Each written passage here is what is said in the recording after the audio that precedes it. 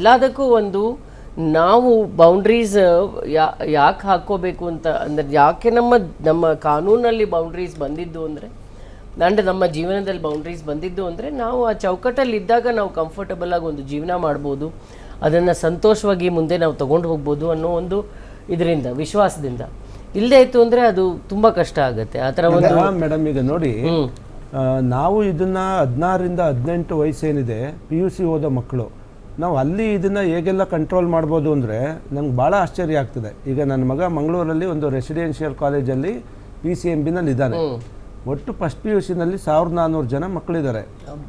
50-50 ಕೋ education.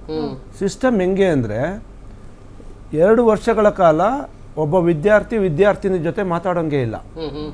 ಆ ಥರ ನೀವು ತರಗತಿಗಳಲ್ಲಿ ಹೆಂಗೆ ಅಂದರೆ ಎರಡೂ ಕಡೆ ಹೆಣ್ಮಕ್ಳು ಫ್ರಂಟಲ್ಲಿ ಇರ್ತಾರೆ, ಗಂಡು ಮಕ್ಕಳು ಬ್ಯಾಕಲ್ಲಿ ಇರ್ತಾರೆ. ತರಗತಿಯಿಂದ ಆಚೆ ಬಂದರೆ ಹಾಸ್ಟೆಲ್ಗೆ ಬೇರೆ ಕಡೆ ಹೋಗ್ತಾರೆ, ಅವ್ರು ಬೇರೆ ಕಡೆ ಹೋಗ್ತಾರೆ.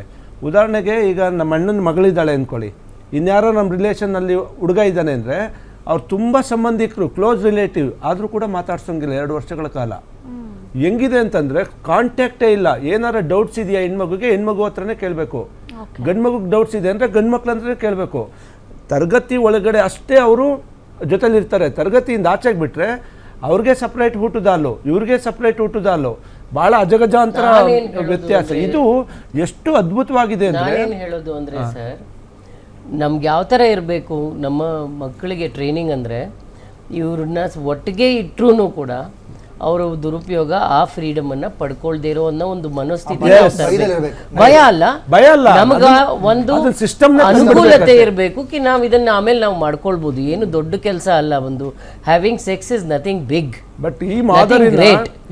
ನಾನು ಎಲ್ಲ ಸಾಧನೆ ಮಾಡಿ ನಾನು ಒಂದು ಸ್ಥಿತಿಗೆ ಬಂದ್ಮೇಲೆ ನಾನು ಖಂಡಿತ ಮದುವೆ ಮಾಡ್ಕೊಂಡು I can definitely have sex which is a safe sex which is a very comfortable kind of. So ಇದು ಯಾವಾಗ ಮುಂಚೆ ಇತ್ತು, ಈ ಥರ ಒಂದು ಲೈಫ್ ಇತ್ತು. ಅದು ಈಗ ನಿಧಾನಕ್ಕೆ ಕಮ್ಮಿ ಆಗ್ತಾ ಹೋಯಿತು ಅಂದರೆ ಯಾಕೆಂದರೆ ಲೈಕ್ ಹೌ ವಕೀಲರು ಹೆಂಗೆ ಹೇಳಿದ್ರು ಅದು ಎಕ್ಸಾಕ್ಟಾಗಿ ಹಾಗೆ ಆಯಿತು. ಯಾಕೆಂದರೆ ಇವಾಗ ಮಕ್ಕಳು ಯಾವ್ದಾರಲ್ಲಿ ನಡ್ಕೊಂಡು ಹೋಗ್ತಿದ್ದಾರೆ, ನಾವು ಅದನ್ನು ನೋಡ್ತಾ ಕೂಡ ಇಲ್ಲ. ನಾವು ನೋಡಿದ್ರೆ ಖಂಡಿತ ನಾವು ಅದ್ರ ಬಗ್ಗೆ ಏನಾನ ಮಾತಾಡ್ಬೋದು, ಬಟ್ ನಾವು ನೋಡ್ತಾನೇ ಇಲ್ಲ. ಅವ್ರು ನಡೀತಾರೋ ದಾರಿ ಅವರು ಸರಿ ಇದೆ ಅಂತ ಅವ್ರು ಅನ್ಕೊಂಡು ನಡೀತಾ ಇದ್ದಾರೆ. ನೋಡಿ, ಇತ್ತೀಚೆಗೆ ಏನಾಯ್ತು, 9ನೇ ತರಗತಿಯ ಹುಡುಗಿ ಲೈಂಗಿಕ ಕ್ರಿಯೆಗೆ ಈ ರೀತಿಯಾಗಿ ಆಕೆ ಗರ್ಭಿಣಿಯಾಗಿ ಸಾಕಷ್ಟು ಸಮಸ್ಯೆಗಳನ್ನ ಕೂಡ ಅನುಭವಿಸಿದ್ದು ಕೂಡ ನಾವು ನೋಡಿದೀವಿ. ಮತ್ತೆ ಎಷ್ಟೋ ಕೇಸ್ಗಳು ದಾಖಲಾದ್ರು, ಎಷ್ಟೋ ಕೇಸ್ಗಳು ನಿರ್ಭಯ ಕೇಸ್ಗಳಾಗ್ಬಿಟ್ಟಿದ್ದಾವೆ. ಇಲ್ಲಿ ಕಡಿಮೆ ಆಗಿದೆ.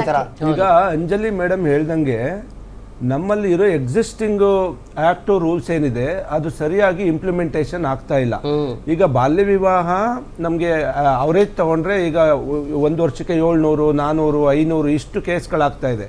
ನಮ್ಮಲ್ಲಿ ಹಂತವಾಗಿ ಎಲ್ಲ ಕಮಿಟಿಗಳಿದ್ರೂ ಕೂಡ ನೀವು ಸರಿಯಾಗಿ ಆ ಪ್ರಕರಣವನ್ನು FIR ಮಾಡಿ ಅವ್ರನ್ನ ಜೈಲಿಗೆ ಕಳಿಸಿ ಅದು ಸಮಾಜಕ್ಕೆ ಗೊತ್ತಾಗಬೇಕು. ಅದು ಮುಂದೆ ಈ ಥರ ಬಾಲ್ಯ ವಿವಾಹ ಮಾಡ್ಕೊಳ್ಳೋರಿಗೆ ಒಂದು ಪಾಠ ಆಗಬೇಕು ಅಂದರೆ ನಾವು ಕೇಸ್ ಸ್ಟಡೀಸ್ನ ಲಾಜಿಕಲ್ ಎಂಡಿಗೆ ತಗೊಂಡೋಗ್ಬೇಕು ಅಂತ ಆದಷ್ಟು ಸ್ಕೂಲ್ಸ್ ಅಂಡ್ ಕಾಲೇಜಸ್ ಅಲ್ಲಿ ಹೇಳಬೇಕು. ಆಮೇಲೆ ಶಿಕ್ಷಣ ಮೇಡಮ್ ಇದು ನಾವು ಹೌದು ನಾವು ಇದು ಸೇಫ್ ಟಚ್ ಗಿಂತನೂ ಈಗ ನೋಡಿ ನಮ್ಮಲ್ಲಿ ಶಾಲಾ ಕಾಲೇಜು ಮಕ್ಕಳಿಗೆ ಅರಿವು ಮೂಡಿಸೋ ಕಾರ್ಯಕ್ರಮಗಳು ಆಗ್ತಾ ಇಲ್ಲ. ಆ ಮಕ್ಕಳಿಗೆ ಬಾಲ್ಯ ವಿವಾಹ ನಿಷೇಧ ಕಾಯ್ದೆ ಏನು ಹೇಳ್ತದೆ, ಅದು ಒಂದು ವೇಳೆ ಅದು ಕೈ ಹಾಕಿದ್ರೆ ಎಂಥ ಶಿಕ್ಷೆ ಇದೆ, ಶಿಕ್ಷೆ ಪ್ರಮಾಣ ಏನು, ಇವೆಲ್ಲವೂ ಕೂಡ ಮಕ್ಕಳಿಗೆ ಒಂದು ಅವೇರ್ನೆಸ್ ಪ್ರೋಗ್ರಾಮ್ ಮಾಡಬೇಕು. ಮತ್ತು ಅಧಿಕಾರಿಗಳಿಗೆ ಟ್ರೈನಿಂಗ್ ಪ್ರೋಗ್ರಾಮ್ ಮಾಡಬೇಕು. ಈಗ ನೋಡಿ ಇವರೆಲ್ಲ ಯಾಕೆ ಒಂದು ಸಾಮಾಜಿಕ ಅಸಮಾನತೆ, ಬಡತನ ಮತ್ತು ಏನು ಈ ಜಾತಿ ವ್ಯವಸ್ಥೆ ಇವೆಲ್ಲವೂ ಕೂಡ ಇಂಥ ಇದಕ್ಕೆ ಕುಮ್ಮಕ್ಕುಗಳದ್ದು ಕೊಡ್ತಾ ಇದ್ದೇವೆ. ನಾವು ಕೇಸ್ ಸ್ಟಡೀಸ್ ಮಾಡಿದ್ದೀವಿ ಬಾಲ್ಯ ವಿವಾಹಕ್ಕೆ ಸಂಬಂಧಪಟ್ಟಂಗೆ. ನೀವು ಹ್ಯಾಂಡ್ಲ್ ಮಾಡೋದೇ ಕಷ್ಟ. ಅದನ್ನ ನೀವು ಮಧ್ಯದಲ್ಲಿ ಹೋದ್ರೆ ಸಿಗಾಕೊಂಡು ಬಿಡ್ತೀರಾ ನೀವು. ಆ ಥರದ ಸಿಚುಯೇಷನ್ಗಳಿದೆ ಗ್ರಾಮೀಣ ಪ್ರದೇಶದಲ್ಲಿ. ಸೊ ಅದರಿಂದ ಇವೆಲ್ಲವೂ ಕೂಡ ಮಕ್ಕಳಿಗೆ ಕಾಲಕ್ಕೆ ಅವೇರ್ನೆಸ್ ಆಗಬೇಕು. ಅದರಿಂದ ಆಗೋ ಸಾಧಕ ಬಾಧಕಗಳ ಬಗ್ಗೆ ಅವ್ರಿಗೆ ಅರಿವಾದರೆ ಅವರು ಅದನ್ನು ಎಚ್ಚೆತ್ಕೊಂಡು ಸೇಫ್ ಆಗಿರ್ತಾರೆ ಅನ್ನೋದು ನಮ್ಮ ಅಭಿಪ್ರಾಯ. ಓಕೆ ಸರ್, ಇಷ್ಟೊತ್ತು ಕಾರ್ಯಕ್ರಮದಲ್ಲಿ ಭಾಗಿಯಾಗಿ ನಿಮ್ಮ ಅನಿಸಿಕೆಗಳನ್ನ ಹಂಚಿಕೊಂಡಿದ್ರಿ. ಮತ್ತೆ ಇದು ಸಮಾಜಕ್ಕೆ ಎಷ್ಟು ಮಾರಕ ಅನ್ನೋದ್ರ ಬಗ್ಗೆ ತಿಳಿಸ್ಕೊಟ್ಟಿದ್ರಿ. ತಮ್ಮೆಲ್ಲರಿಗೂ ಕೂಡ ಧನ್ಯವಾದಗಳು. ಝೂಮ್ ಲೈವ್ ನಲ್ಲಿ ಜಾಯಿನ್ ಆಗಿದ್ದಂತಹ ಅಂಜಲಿ ಮೇಡಮ್, ನಿಮಗೂ ಕೂಡ ಧನ್ಯವಾದಗಳು.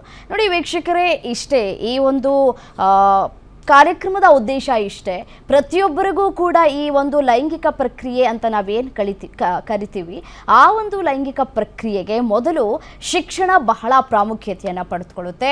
ಮೊದಲು ಶಿಕ್ಷಣ ನಾವು ನೀಡಿದರೆ ಆಮೇಲೆ ನಮ್ಮ ಮಕ್ಕಳು ಸರಿದಾರಿಯಲ್ಲಿ ನಡೀತಾ ಇದ್ದಾರಾ ಇಲ್ವಾ ಅನ್ನುವಂತಹ ವಿಚಾರ ನಮ್ಮ ಅರಿವಿಗೆ ಬರುತ್ತೆ.